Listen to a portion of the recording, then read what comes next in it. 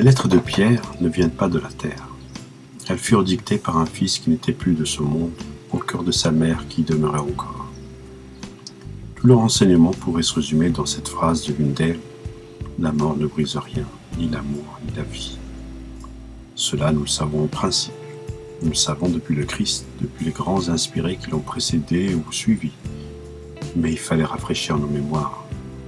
Il fallait renouveler les preuves de la personnalité conservée dans cet autre monde qui n'est pas tellement autre.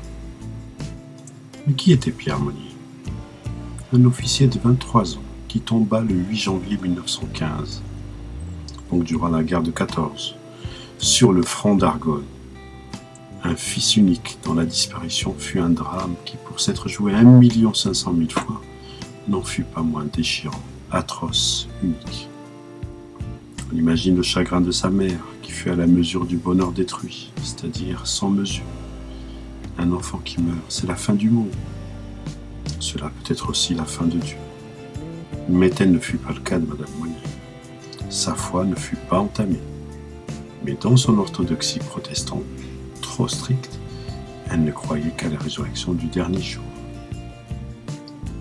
Eh bien, la vocation de Pierre fut justement de lui annoncer, de nous annoncer à travers elle, la résurrection immédiate, la réalité de la présence des disparus, qui, bien loin de dormir, continue à penser, à aimer, à œuvrer dans les espaces spirituels.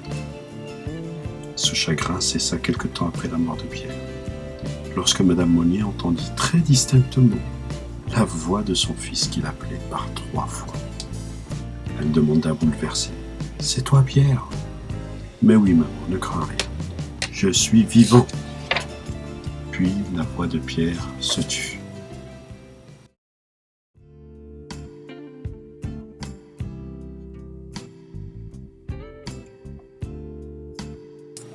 Lundi 5 août 1918. Chère petite maman, oui, c'est moi qui t'ai demandé d'écrire. Je crois que par ce moyen, nous arriverons à communiquer bien plus facilement. Ah, je suis si heureux, chère petite maman, de pouvoir te parler comme autrefois. Je le faisais bien, mais tu n'entends pas toujours. Il y aura parfois des idées changées par ta conception des choses. Et certainement, plus nous écrirons, plus cela deviendra rare. J'ai des amis qui correspondent ainsi avec les leurs, couramment et constamment. Ils me conseillent d'essayer. Cela se perfectionne assez rapidement. Écoute-moi, laisse ton esprit bien vide de tout ce qui peut te préoccuper. Ah, il y a 4 ans, comme j'étais fier d'être un officier, fier d'avoir à donner l'exemple à tous ces hommes, la plupart plus âgés que moi, mais qui m'obéissaient non seulement avec confiance, mais avec empressement. Le désir de se montrer à la hauteur de la situation dominait parmi eux. Ah, beaux soldats de France, je me sentais une sorte de fièvre, d'impatience de me mesurer avec le danger. L'enthousiasme nous soulevait tous à un tel point que le sentiment de la défaite possible ne nous venait même pas. Au milieu de tous ces préparatifs et d'un peu de confusion, ta chère figure contractée m'apparaissait souvent. Petite maman, pauvre petite maman, chère petite maman, si courageuse dans ton silence et dans ton acceptation. Cher papa, que je sentais désolé de ne pouvoir partir avec moi, à ma place. Oh, mes bien-aimés, que la pensée de votre souffrance me faisait mal. Je l'éloignais de peur de m'affaiblir malgré tout. Il était nécessaire de s'étourdir un peu, tu comprends. À demain, maman chérie. Je t'aime, chère maman. Je t'aime, cher papa. Votre Pierre. Mardi 6 août 1918. Chère maman, 4 ans. Pour toi, peu petite maman, cela t'a paru long. Mais pour moi, seuls les mois de privation et de souffrance furent bien lourds. Depuis, c'est comme un rêve à peine commencé. Je n'ai rien oublié des faits, des épisodes, des émotions éprouvées.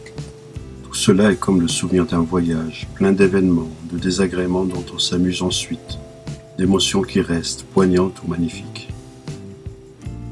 Je ne peux pas dire que je me souviens de ce que j'aime, puisque leur présence ne m'a pas été retirée, puisque je vis près de toi, bien plus près, bien plus tendrement près qu'autrefois. Donc le mot souvenir ne peut s'appliquer qu'aux événements, pas aux personnes, pas même aux lieux. Je ne me souviens pas de vous, je vous vois, je vous aime, je vous entends. Je ne me souviens pas de ma chambre, ou de la prêle, ou de Blo. J'y vais souvent comme jadis. Même le petit Mouk, qui lui aussi m'a vu l'autre soir me pencher vers toi pour t'embrasser, et qui était furieux. Même lui je le vois, je le caresse et je lui parle. Tu vois bien, chérie maman, que la vie n'est pas arrêtée, ni interrompue. Elle continue. Adieu, petite maman. Pierre.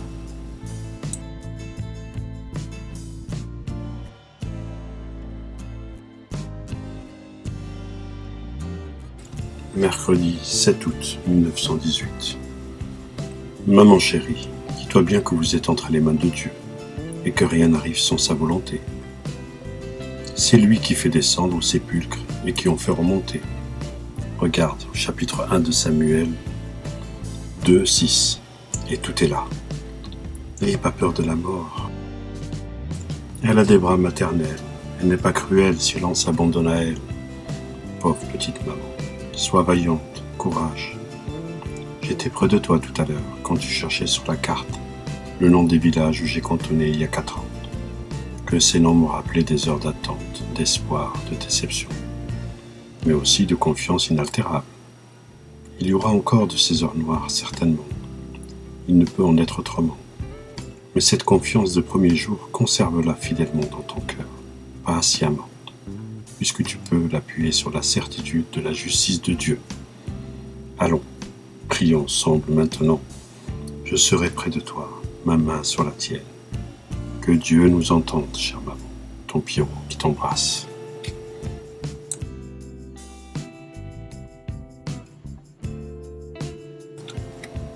Jeudi 8 août 1918.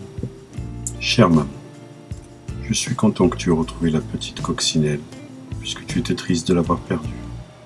Cela me fait plaisir de savoir que tu gardes un souvenir si fidèlement tendre à toutes ces petites choses que je t'ai données autrefois. Pauvre petite maman, si je ne peux plus te faire de cadeaux, combien grande est la tendresse que je te donne. La tendresse qui nous a toujours unis, et si pure, si altruiste. Nous ne savions même pas à quel point elle était serrée. Je ne sais si tu me comprends. Comme un lien, un nœud que rien ne brise. La vie nous aurait peut-être séparés.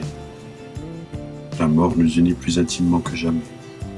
La mort, petite maman, ne la crains pas. J'en avais peur malgré moi. Je l'ignorais.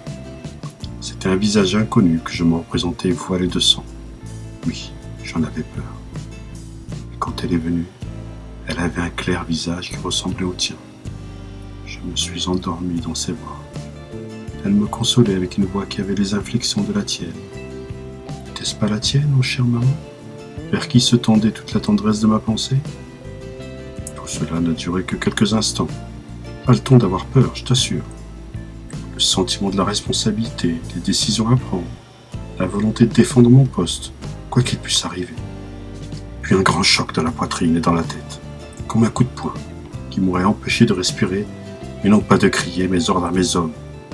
Puis un vertige, puis plus rien. Pas même le sentiment de la chute. Et soudain ta voix désespérée qui appelait « Pierre, Pierre, mon petit, mon petit !» Et le réveil complet pour courir vers toi.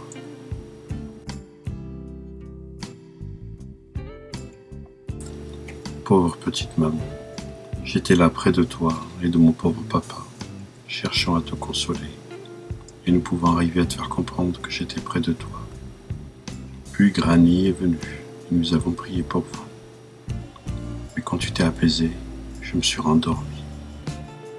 Et lorsque j'ai repris conscience ensuite, Granny se penchait vers moi et m'aidait à me dégager de ce sommeil encore matériel.